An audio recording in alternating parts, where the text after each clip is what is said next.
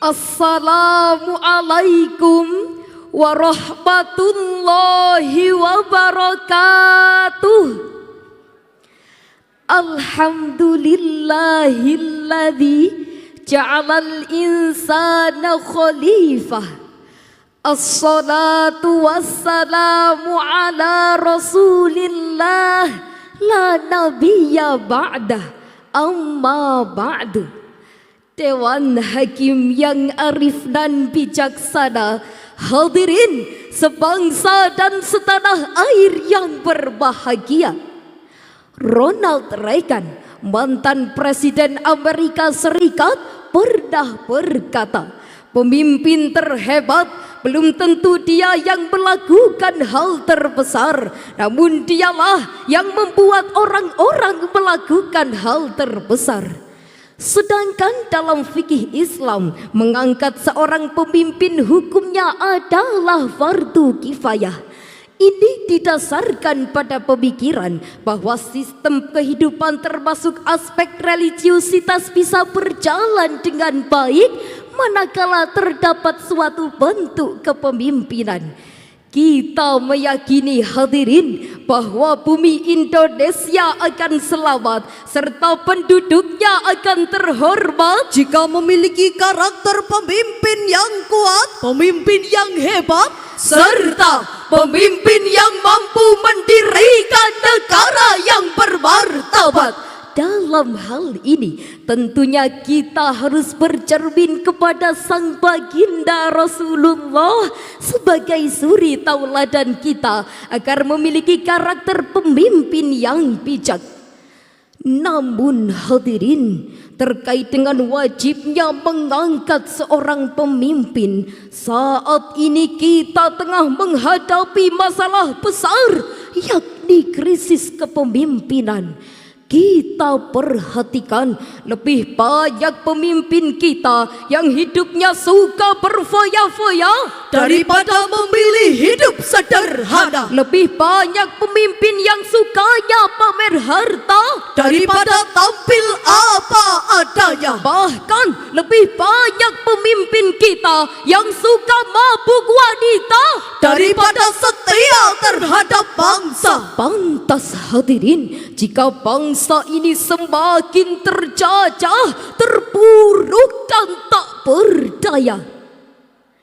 Oleh karena itu, dalam momentum yang penuh dengan ukhuwah ini, perkenankanlah kami untuk menyampaikan syarhil Quran yang berjudul Membentuk Pemimpin Ideal pada Era Milenial, dengan landasan firman Allah di dalam Al-Quran surah Al-Anbiya ayat 73 sebagai berikut. A'udzu billahi minasy syaithanir rajim.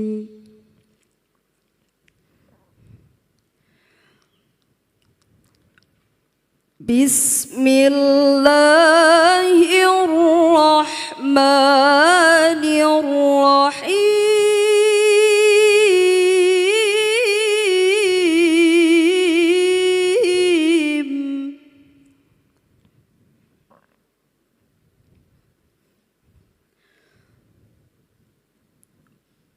وَجَعَلْنَاهُمْ أَئِمَّةً يَهْدُونَ بِأَمْرِنَا وَأَوْحَيْنَا إِلَيْهِمْ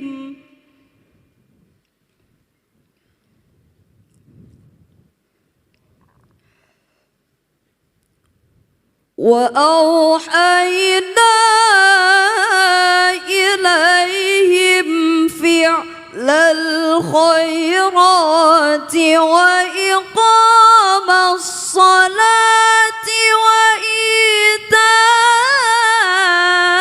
الزكاة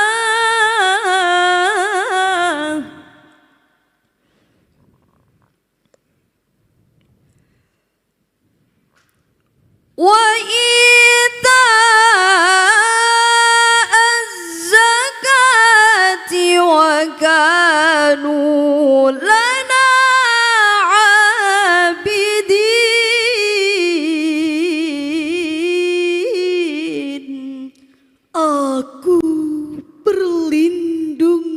kepada Allah dari godaan setan yang terkutuk dengan menyebut asma Allah yang maha pengasih lagi maha penyayang. Kami menjadikan mereka itu pemimpin-pemimpin yang memberi petunjuk atas perintah kami, dan kami mewahyukan kepada mereka berbuat kebaikan, menegakkan sholat, dan menunaikan zakat.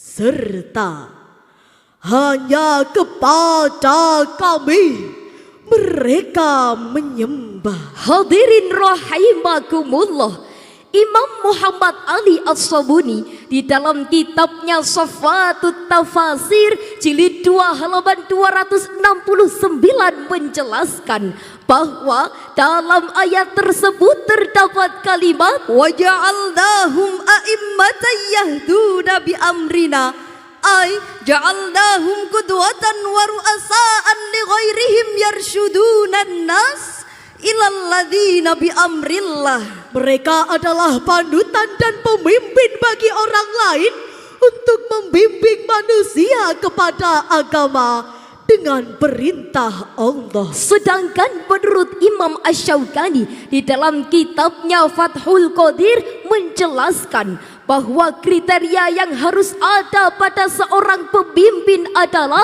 keteladanan secara universal, fi'lal khairat, yang senantiasa mendapat bimbingan Allah dengan cara beramal sesuai syariat secara sempurna dalam seluruh aspek kehidupan. Hadirin yang berbahagia, Republik Indonesia merupakan sebuah negara dengan mayoritas penduduknya adalah umat muslim, membutuhkan karakter pemimpin yang cerdas, pemimpin yang bersikap tegas, serta berwawasan luas dalam mengambil sebuah kebijakan. Akan tetapi saudaraku, praktik demokrasi yang terjadi di negara kita ini masih belum bisa melahirkan sosok pemimpin ideal. Yang terjadi adalah masih banyak pemimpin kita yang belum bisa memegang amanah kepemimpinannya dengan baik. Bahkan masih banyak pemimpin kita yang katanya berjuang untuk rakyat, akan tetapi tidak berorientasikan pada rakyat. Dikutip dari Metro TV, sejumlah 640 orang pejabat publik dikabarkan masuk penjara, dan di antaranya terdapat 271 anggota DPR dan DPRD, 20 kepala lembaga, 5 aktivis menteri nasional, 14 gubernur, 120 wali kota dan bupati, serta masih banyak pejabat ekselon dan jenderal yang masih aktif dalam kedinasan. Bukan hanya itu saja hadirin, dari daftar 7 lembaga tinggi negara tersebut, 5 pemimpinnya ditangkap karena kasus korupsi. Mulai dari Dewan Perwakilan Daerah, Mahkamah Agung, Mahkamah Konstitusi, juga termasuk Komisi Pemberantasan Korupsi. Ironisnya hadirin, pemimpin lembaga tinggi tersebut adalah orang-orang yang seharusnya berada dalam posisi penegak hukum, bukan malah mereka yang merusak tatanan negara ini. Dikutip dari BBC.com pada tanggal 8 Maret 2023 mengabarkan bahwa seorang mantan pejabat pajak telah terjerat kasus gratifikasi. Mereka juga mengabarkan bahwa tim penyidik KPK telah menemukan beberapa barang bukti, di antaranya uang gratifikasi senilai 1,3 miliar, barang berharga berupa perhiasan, mobil mewah dan uang tunai senilai 3,2 miliar yang disimpan dalam safety deposit box. Kami yakin hadirin, kita semua tidak mau memiliki pemimpin yang lahir dari puing kebodohan, yang sukanya pamer harta dan kekuasaan, bahkan sangat gila akan kehormatan. Timbul pertanyaan, bagaimanakah sikap Islam dalam menanggapi persoalan tersebut? Sebagai jawabannya, mari kita renungkan kembali firman Allah di dalam Al-Quran surah An-Nisa ayat 59 sebagai berikut. Ya ayyuhalladzina amanu ati'ullaha wa ati'ur rasul.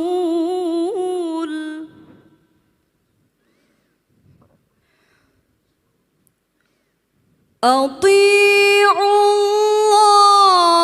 wa ati'ur rasul wa ulil amri minkum.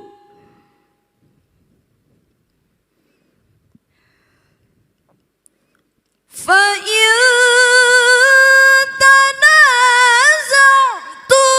فِي شَيْءٍ فَرُدُّوهُ إِلَى اللَّهِ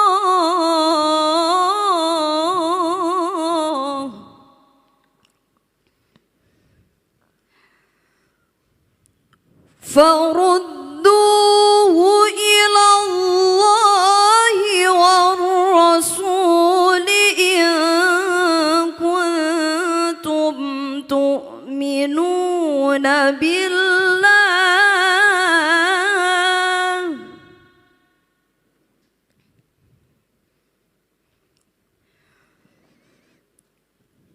إن كنتم تؤمنون بالله واليوم الآخر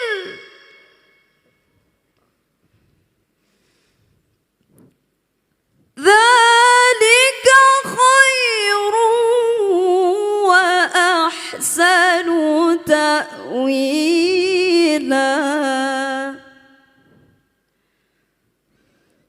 ذلك خير وأحسن تأويلا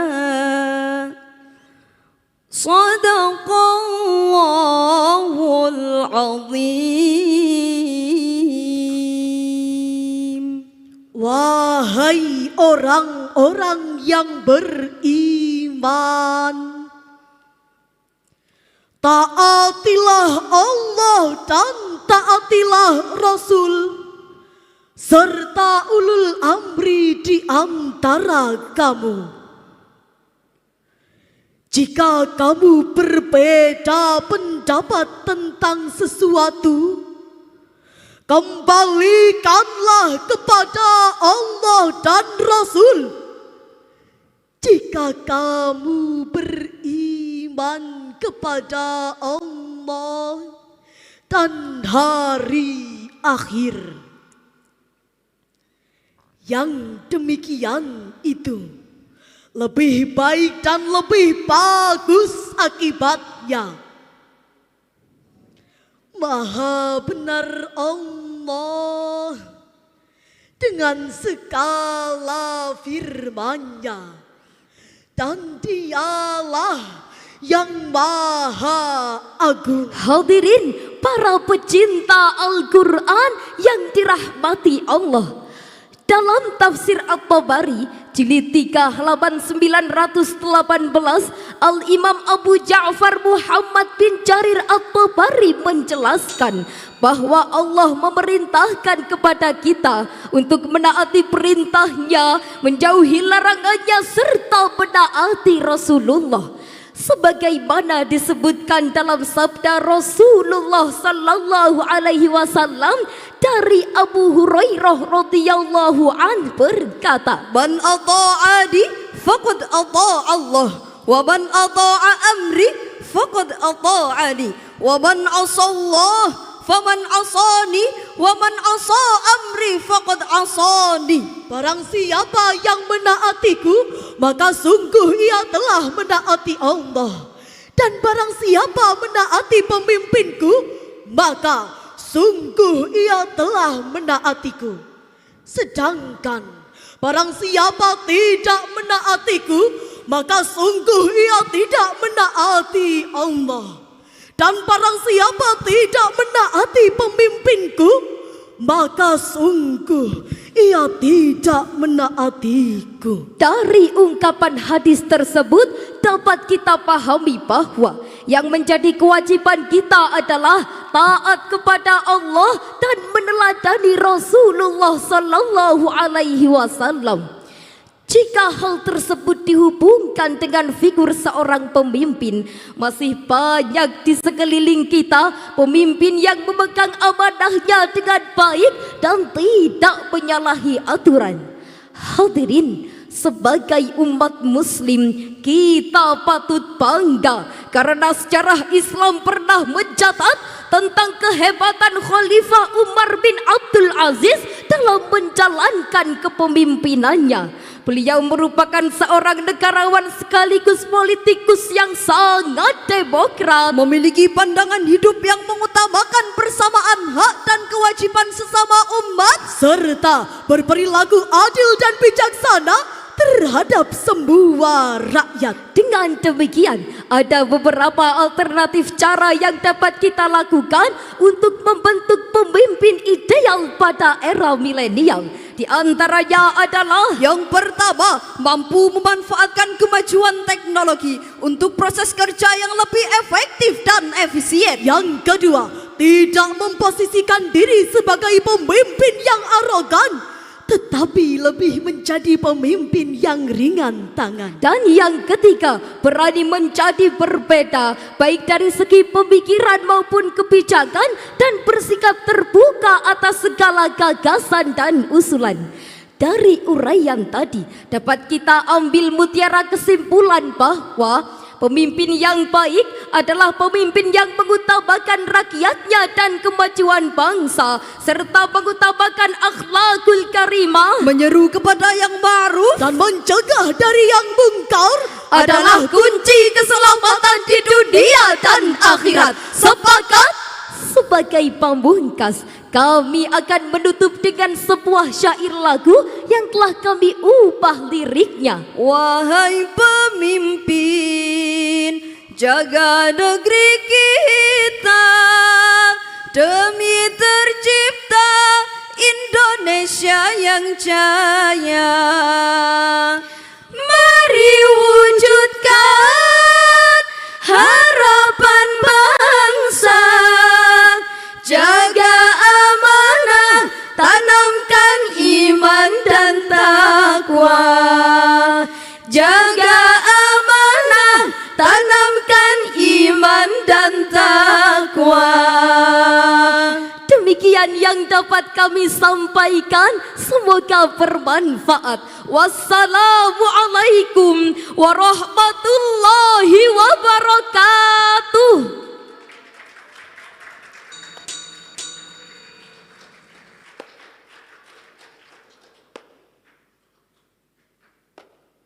Setelah kita saksikan penampilan peserta terakhir pada hari ini.